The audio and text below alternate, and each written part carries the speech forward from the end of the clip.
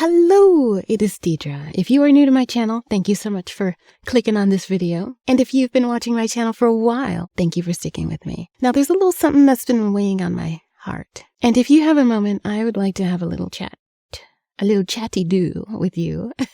So when I started taking this channel more seriously, my focus was Reddit. And, Reddit has its toxicity, but it was pretty tame compared to what we've been venturing into recently, which is TikTok videos. People talking about their own ideas or experiences that they've had and, using those as talking points to share information or maybe help other people in similar situations. Now, I really don't like social media. I'm banned from Facebook, like perma-banned. Like IP banned from Facebook. God only knows why. There's no real social media that I actively use. Everything that I have right now is with the intention of promoting, my little videos and, trying to help with the information I can share. I can't help but notice the toxicity of TikTok. All social media is toxic. Perhaps it's humans that are toxic at this point in time.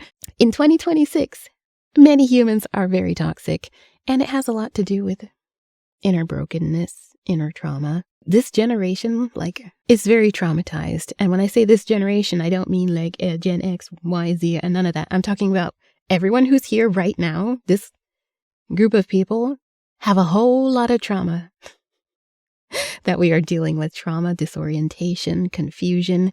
And on top of that, we're being very heavily manipulated by media.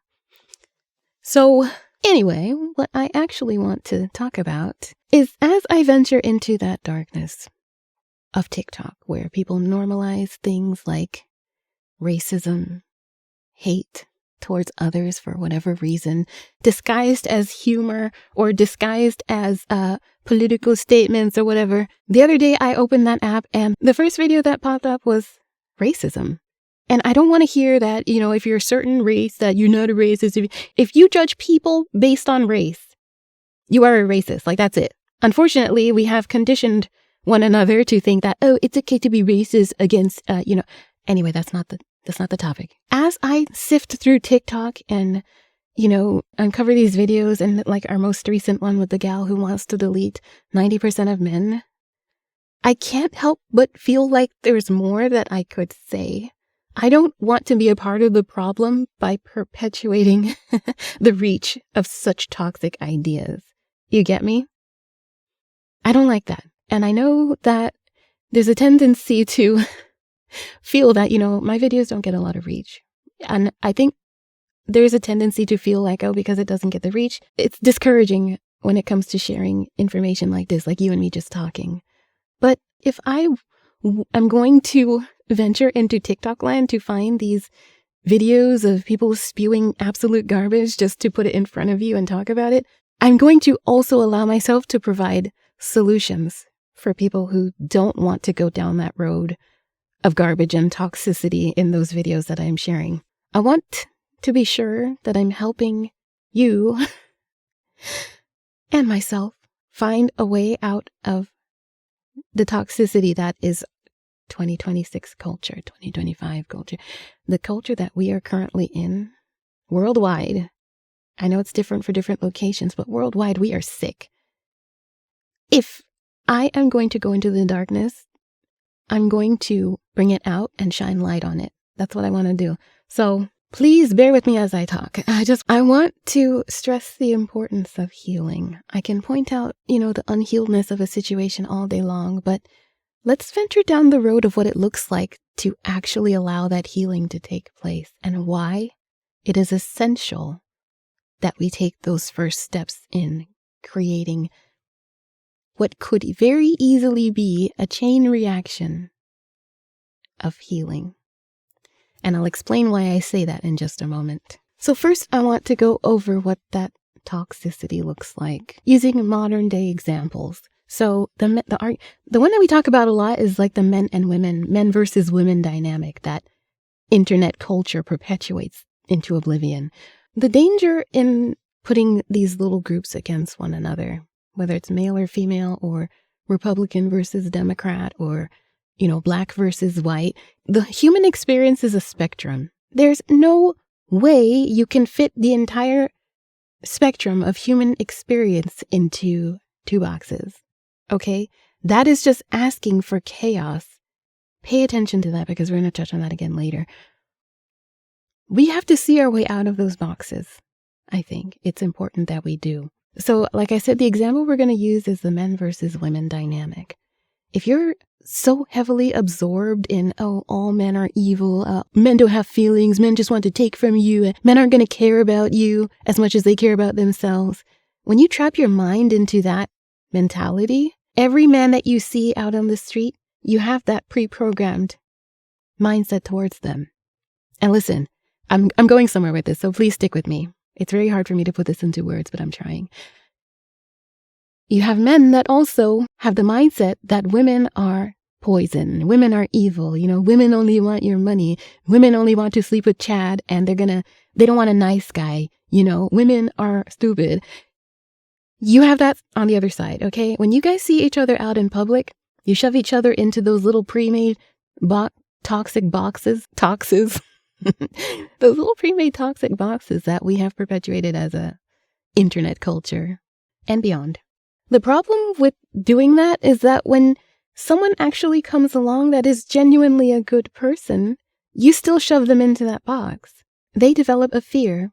Even though they may be good people, they still develop that fear of being shoved into that box by other people. I experienced that. As a Black person, I go out sometimes and it's just like, I know I'm a nice person. I don't judge by race.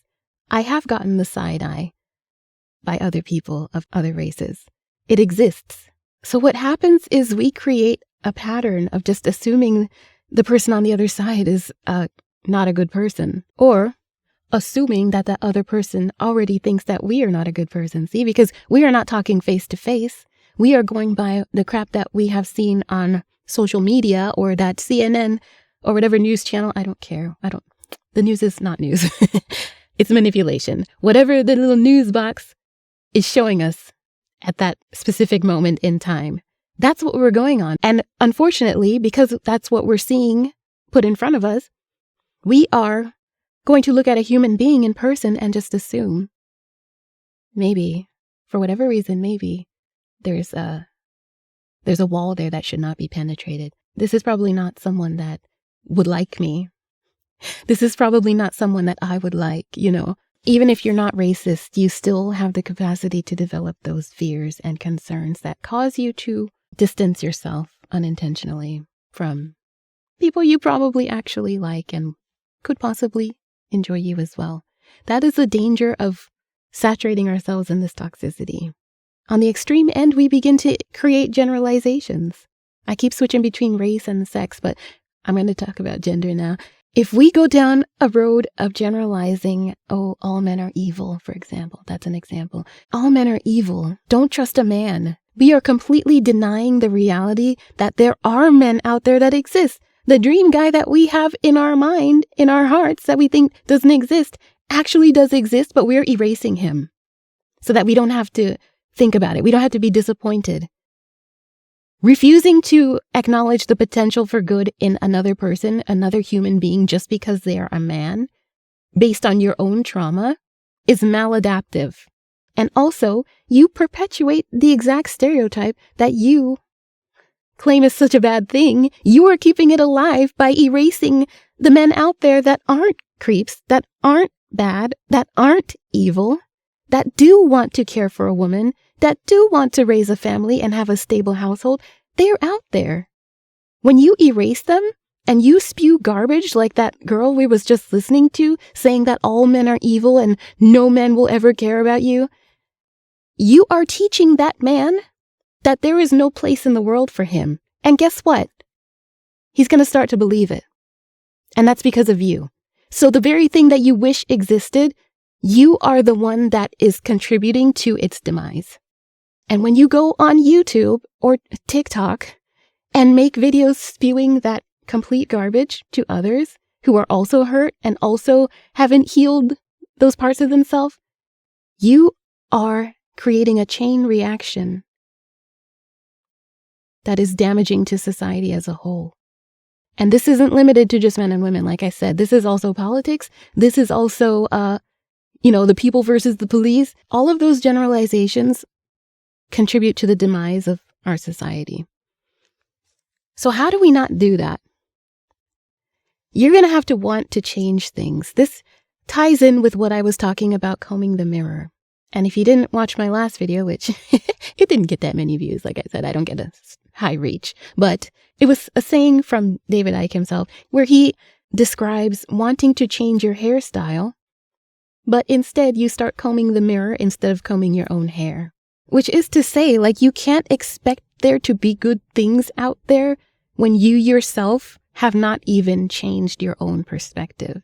You've changed nothing about yourself in a healthy way. You haven't gone in and healed those wounds that lead you to believe that all men are evil, or all women are evil, or all black people steal, or all white people, you haven't healed that.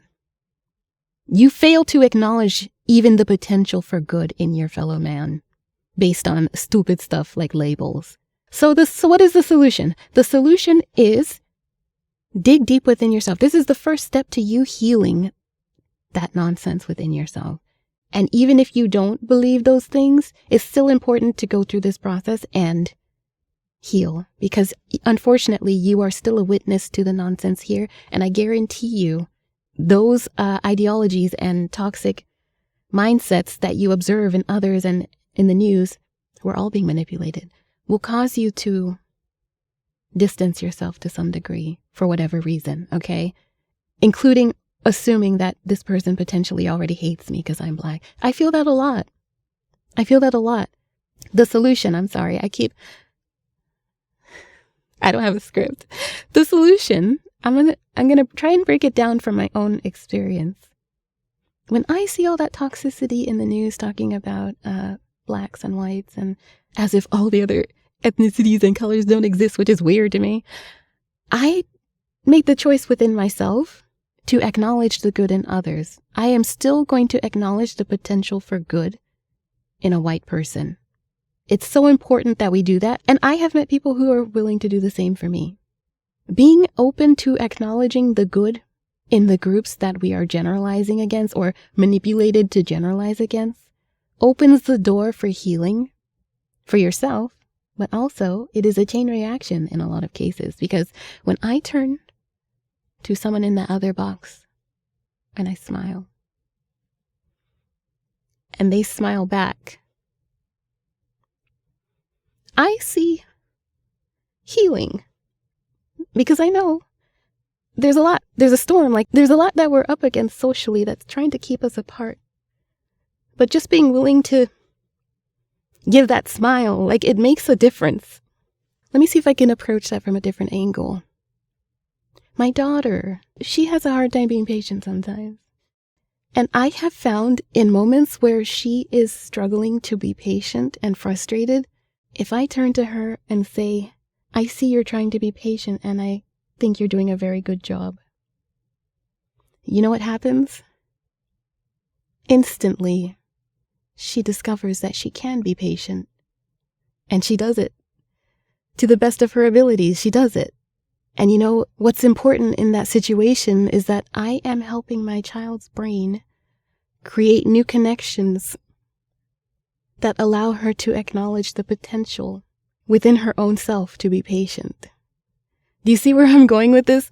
Maybe all it takes is being willing to acknowledge the potential for good in order to create those new connections. Not only are you creating those new connections in your mind, which is essentially healing, but you then share it with that smile that creates new connections in someone else's mind, giving them room to acknowledge the good within the people in your box. You get me? Like I said, it's a chain reaction. There's so much potential for a chain reaction that plants a little seed of healing for another person as well, if they should take it. Like I said, possibly. When you heal within and are able to step away from those generalizations that keep us shoving each other into boxes of hate, when you choose to go against the programming that is already so deeply instilled within the minds of so many of us, when you choose to acknowledge the potential for good